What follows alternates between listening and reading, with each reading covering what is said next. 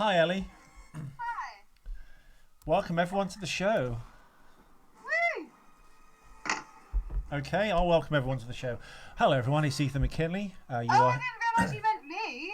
Oh, forget it. This is the 2-Minute Terminator, where we break down the Terminator films 2 minutes at a time. It's episode 43. We're going from minutes 84 to 86, and it's a bunch of shenanigans. Hit Ellie, and then hit the music. Howdy, stranger. Don't say howdy, stranger, to me.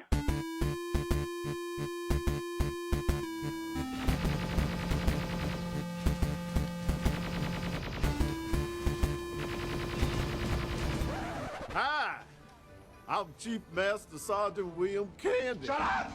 Shut up! And we're back. Hello, everyone. Yes, in fact, we are back again. It's episode 43 of the 2-Minute Terminator, where we break down the Terminator films 2 minutes at a time. We are in minutes 84 to 86, basically. And it's the TX looking like a stroke victim while being glued to a Hadron Collider. I'm so glad you said that, because I thought exactly the same. Yeah, she starts to go all like in the face, and then... I'm melting. So, yeah, you've watched the clip, I assume, Eleanor? I have indeed. I've made some notes. I have some qualms. You've got some qualms. I Do have tell. Yeah. How's the sound, by the way? Because I'm speaking through the computer today, not through my headphones. The sound, Ellie, sadly is clear as a bell. If anyone listening wants to know, I do an alternative podcast called Questionable, where I interview world-famous people. Now, you'd think that sounds all fun and exciting, but it has to be done through Skype, because everyone only uses Skype and doesn't use Viber, the service we're using right now. And as you can hear, Ellie is as clear as a bell. Woo!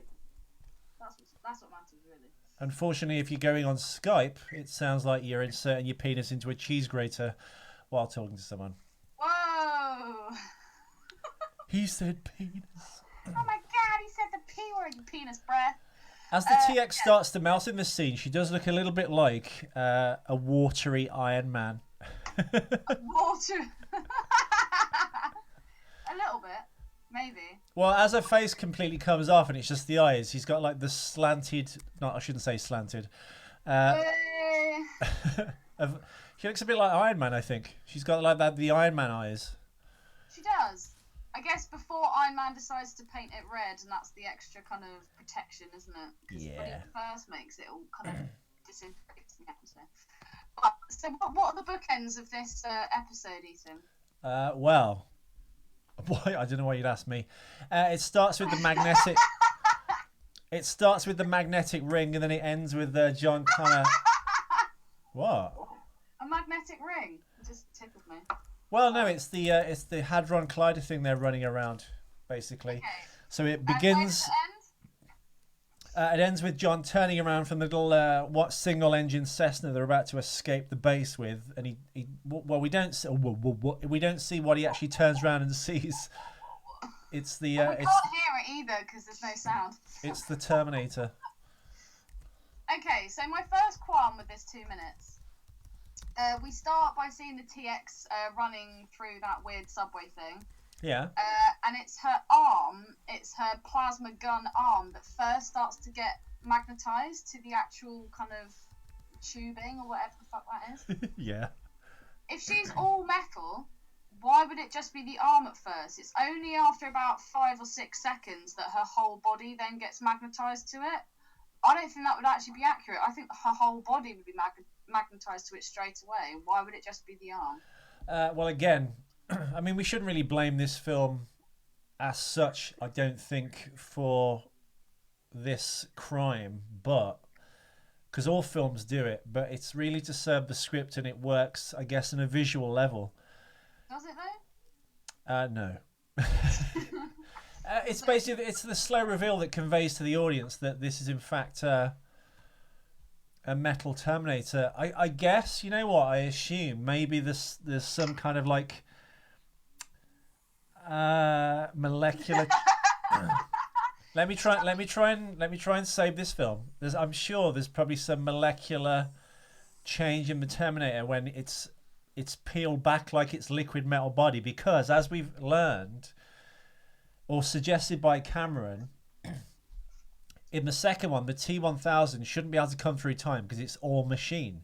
It's not covered by any biology unless it wears, like we said. The title was called like a meat condom. Unless it was actually liquefied and put inside the body of a dead person and thrown through the time loop, then it could get through. Failing that, Cameron suggested maybe... Well, he suggested two things. He said either it was put inside some organic material and sent through time, or the liquid metal part of its body, all of it basically, must be registered by the time displacement equipment as being perhaps something other than metal, something it reads as organic maybe. Maybe. And when pressed again, Cameron said, just don't fucking ask. So I think maybe when the gun is revealed, the filmmakers I don't think would have thought about this. When the gun is actually revealed before she starts shooting, I think maybe because the metal is like exposed then, that's what magnetizes to the collider tube. When it's when it's all peeled back and revealed.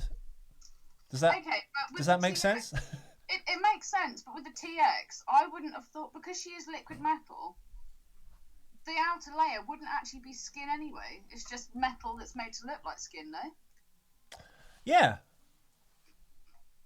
So then the fact that her plasma gun arm is exposed shouldn't actually make a difference for that to be sucked into the metal. No, it shouldn't. And in all reality, to be honest... No, it doesn't. I mean, you're absolutely right. The whole thing is fucking metal, and she just go whip. I mean, if anything, and it might have looked better visually if the entire liquid like sucked off onto the and went like splattered onto the tube like paint, and then the metal skeleton was sucked onto it. That's the only thing I would have assumed to have done, and even probably better than that, maybe the liquid could then like that would have looked so much better as well. Yeah, and then the liquid could have like infiltrated the actual tube very slowly as it tried to move and like break the machine. Because I can't see how a circular saw, R2-D2 in Return of the Jedi style, cutting the Ewok netting. I don't see how it could work. How could the blade work if it was just being like completely dragged and drawn on? I don't know. That was my last point. That. The circular saw would have just been absorbed just like all the rest of the metal. How that would then rise out... well, first of all, how her systems would still be fully functioning, considering half of her has been sucked into this thing. She's managed to bring out some kind of circular saw to then cut herself free. That would have just got sucked back into the thing anyway, because it's made out of metal. It doesn't make any sense. It doesn't. But anyway... my next qualm, apart from the circular saw, was the fact that when her whole body does get magnetized to that tubing, she starts kind of like almost hyperventilating. Now, why would she do that? Obviously, if someone human gets worried and scared, their heart beats faster, so their lungs breathe quicker, thus the kind of hyperventilation state. She doesn't have any blood in her system. She doesn't have a heart. She doesn't have any lungs. So why all of a sudden is she like being shown to be breathing a lot faster? She doesn't have any lungs. What's that about? Acting performance. But she's not human. I know. There's no. It's not like she needs to try and pretend that she is human for anybody.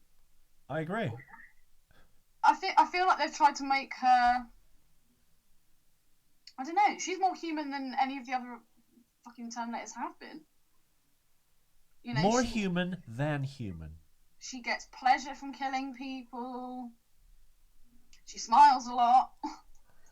Yeah, but I mean, well... Fast in tight situations. Yeah, but Arnold, who plays a slightly different upgraded Terminator in this, the T-850, has... He's got more psychological or he's got like a psychology program, doesn't he? Where he can like pinpoint if someone's lying or not serious about what they're saying. That's science, as we've covered in previous episodes. That's factual. No, but it's inputted in him as a machine. It's in his programming. That's how he knows John Connor doesn't intend to shoot himself in the head. So you could take the next step and think, well, if the TX is more advanced than the T-850, she could have some sort of emotion or glean pleasure from you know, the ripping That's and the fair tearing, enough. the killing, if you will. That's fair enough, but then would they instill fear? Because that's essentially what they're showing her to like be going through right now. It's fear because she's been magnetized onto this thing and she doesn't know what's happening and she's lost all her power. Well, I've got something for you, Ellie. Kristanna Loken's most challenging scene was when the TX was stuck to the particle accelerator. Wait. It was difficult because she had to go from running to being spread-eagled in an instant without interruption. You can tell she's a lesbian. Yeah, I was going to say. And because she had to keep such a rigid posture, she wound up with bruises up and down her arms for weeks afterwards. Oh, babe. Babes, come and talk to me in my trailer.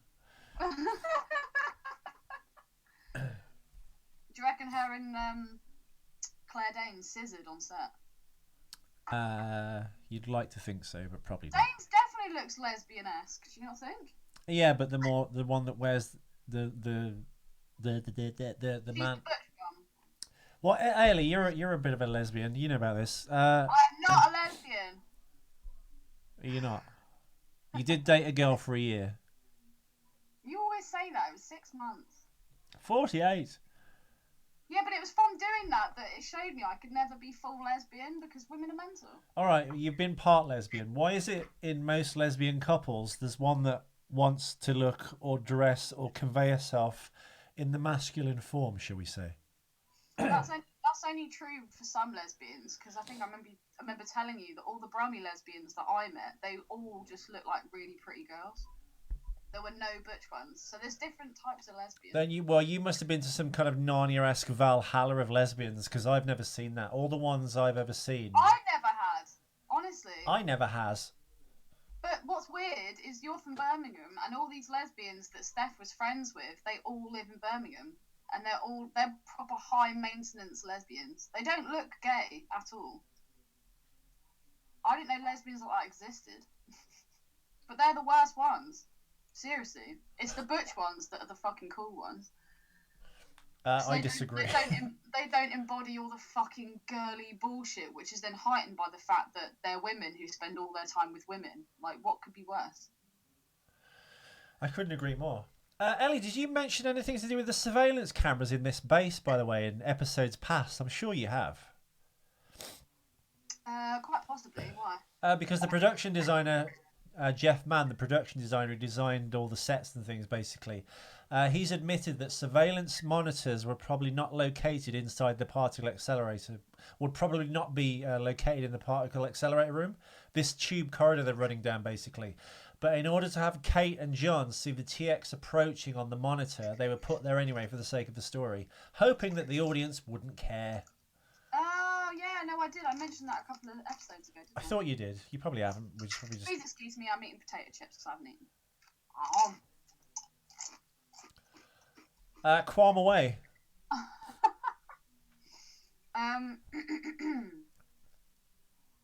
Right, so we're moving on from the TX. Sucks TX in. Oh, yeah. Take your time, Ellie. Sorry, I was finishing my mouthful. So then we go back to the T-800 and we go back to see Arnold, and all of a sudden his kind of, I don't know, reboot system's kicked into play. All of a sudden he's got power again, which is great. First of all... And he puts his head back on. Ugh, I hate this scene. Special effects look so bad in this particular scene. Why? They just look really shit. Like the movement of his arms, like the face, like the facial movements. All right, my issue with that is when the arm goes up to reach onto the bar to pull himself up, it doesn't look like a real hand. The leather on his jacket's not quite well done. We have to bear in mind this is 2003. Dude, I've seen better special effects on Goosebumps.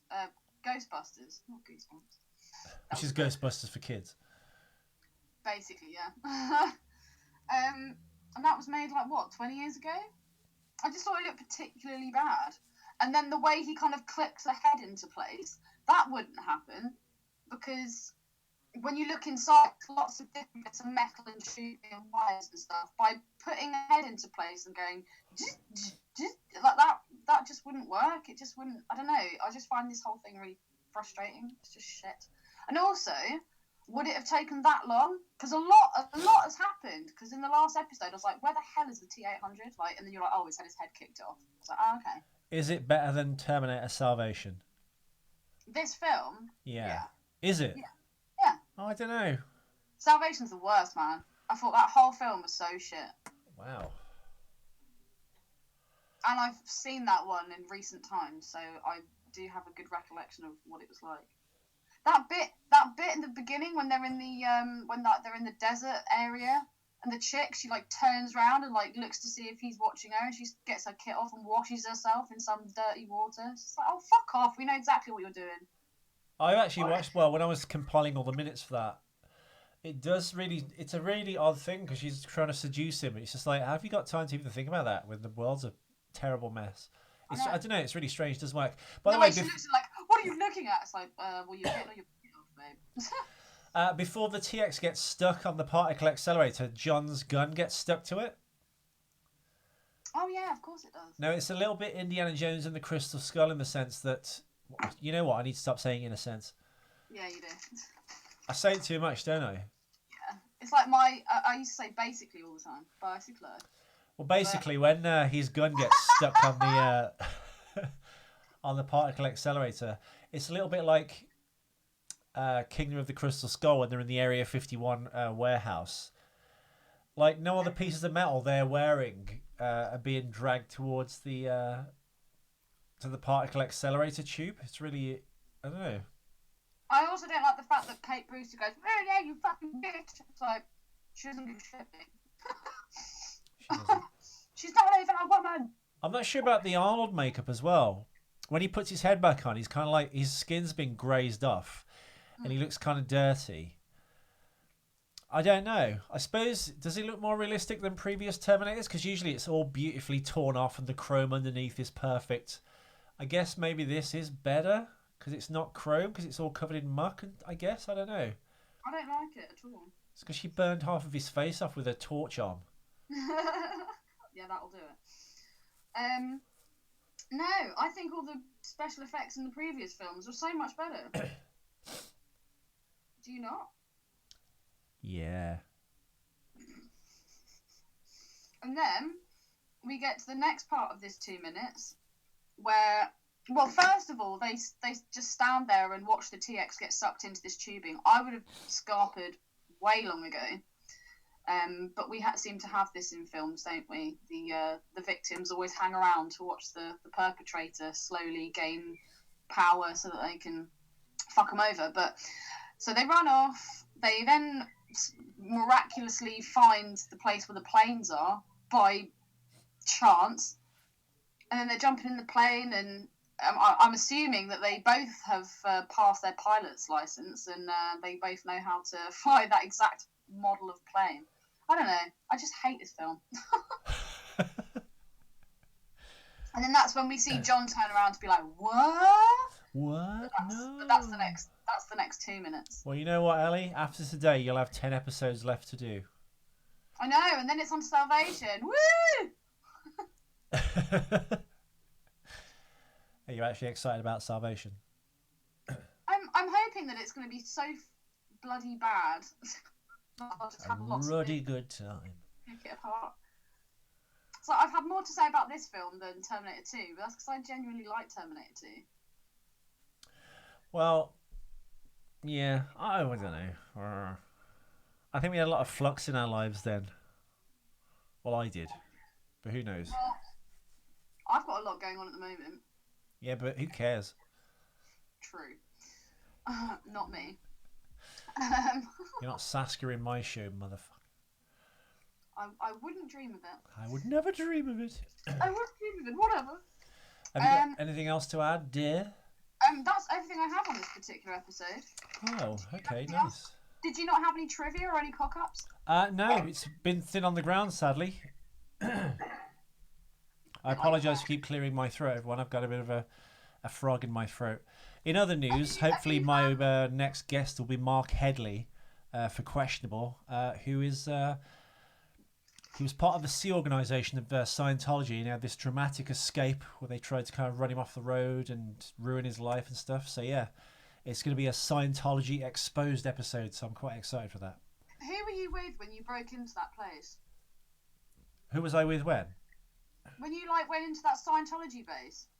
Was it Oh, it's the author, the writer, no? I was with Simon Wells. We drove up to the Scientology organisation in England. I can't remember where it is. And didn't someone like come out and be like, "What are you doing?" Yeah, it's somewhere near you, but we just said we were lost basically. But then weirdly, this like blacked out windowed 4x4 followed us. It was quite scary and exciting at the same time. I was gonna say that sounds amazing. I'd love to have done something like that. Yeah, it's certainly a stranger organisation. Have you got to see the doctor yet about your nose? No, I should have done that today. I'll go on Monday. Make sure you do. Ethan's going to have some mad-ass surgery. You can post a link of the video. No, it's not mad-ass surgery. Basically, there's a little kind of like thing that hangs inside your nostrils, this little piece of flesh that comes out from the wall.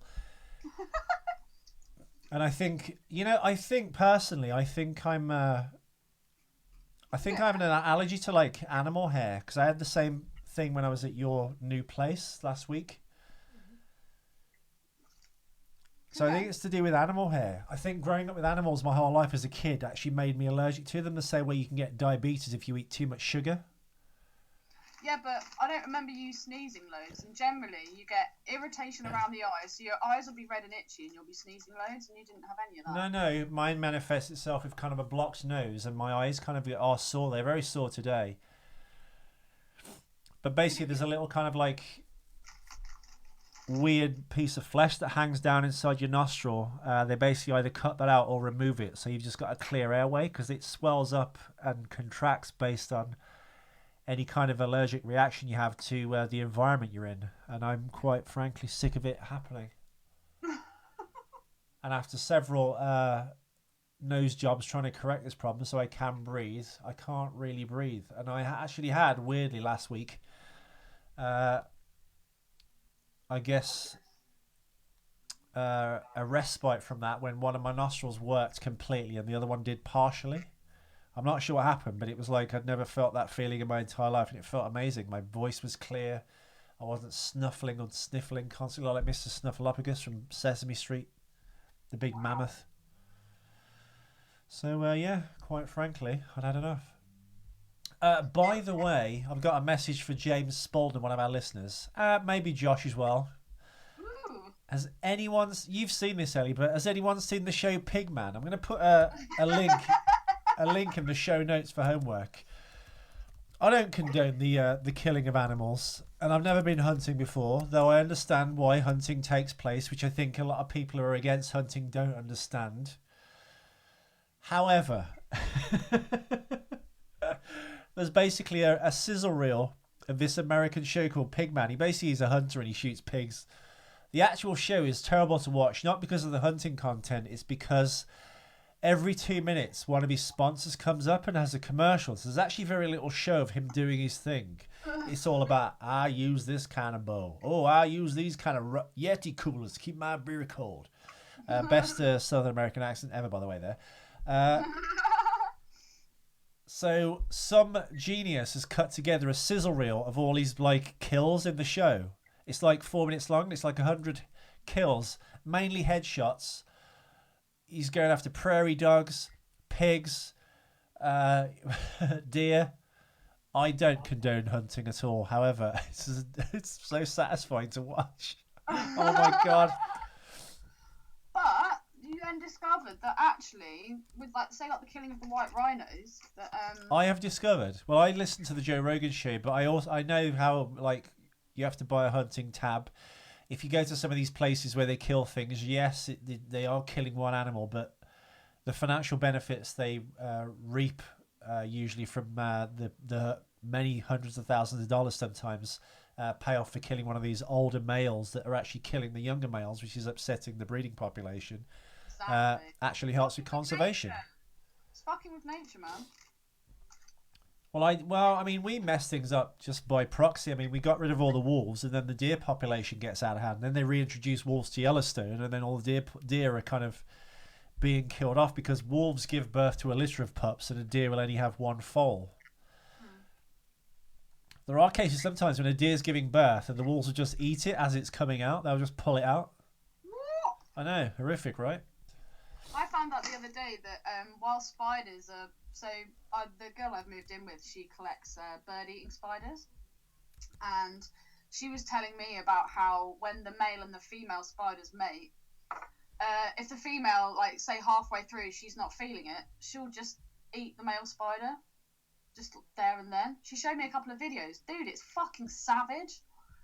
Like, women are just bitches. Nah, I'm not feeling this. Can you imagine that? Like, you're balls deep in some bin, and all of a sudden she just turns around and starts eating your fucking head. I've been dumped during sex, so it wouldn't be kind of... it's along the same lines. You've been dumped during sex? Yeah. What? Sarah Bridgewater. Can't find her on Facebook, so don't bother looking her up.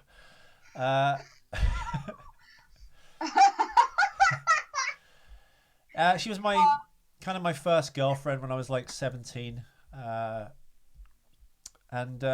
we were in the middle of doing it. She's like, I think we should start seeing other people. I was like, what? And that was that. Holy shit, dude. I got fired. I was handed my all the stuff that was on my desk and asked to leave. And where are you going to go now? Probably just go home and go to bed and stay out of trouble. Well, I don't know. I suppose I'm not sure if this is the case for many of the listeners as a man, but like no one wanted to touch me at school. I had to wait until I was 17 because all the really hot girls and all the it girls were all like banging guys who were like 25, 30, 35, all with cars, which sounds awful, but it's the truth. It's the truth. That's the way of the land, and that's the way things are. Like this footballer who's been like put in prison for 10 years and he's not even done anything with the girl. I don't know, it just seems a bit kind of wrong to me. Even though, yes, it's 15 and she's bad, but then if she was 16, would no one care? What is a year?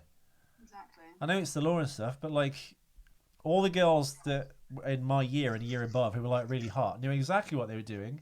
They're all interested in sex. They're all in like older men with status and cars and stuff. Mm-hmm. So, not that I'm condoning that, dear listeners, but it just seems that's the way it is. So, yeah.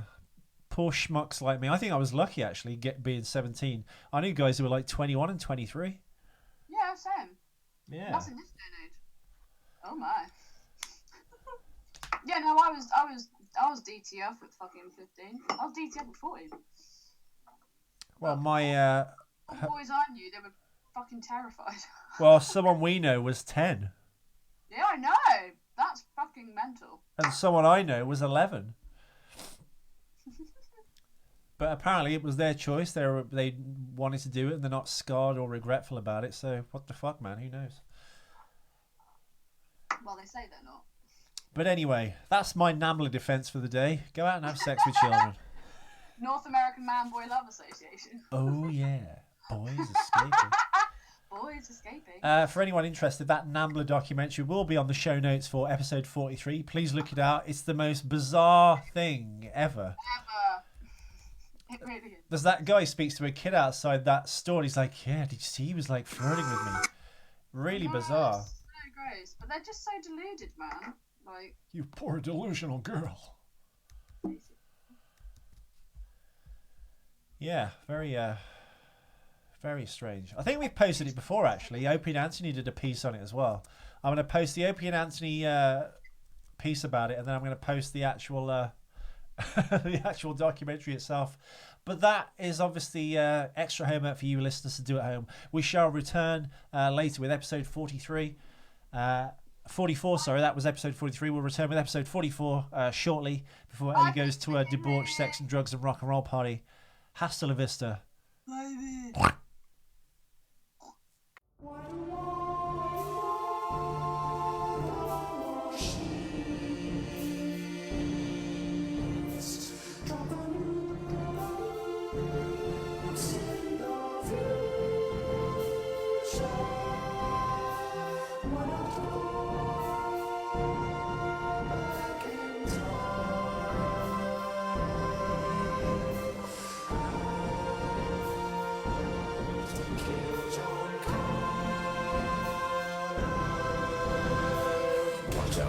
Machines. They're unstoppable. Watch out for machines. be back.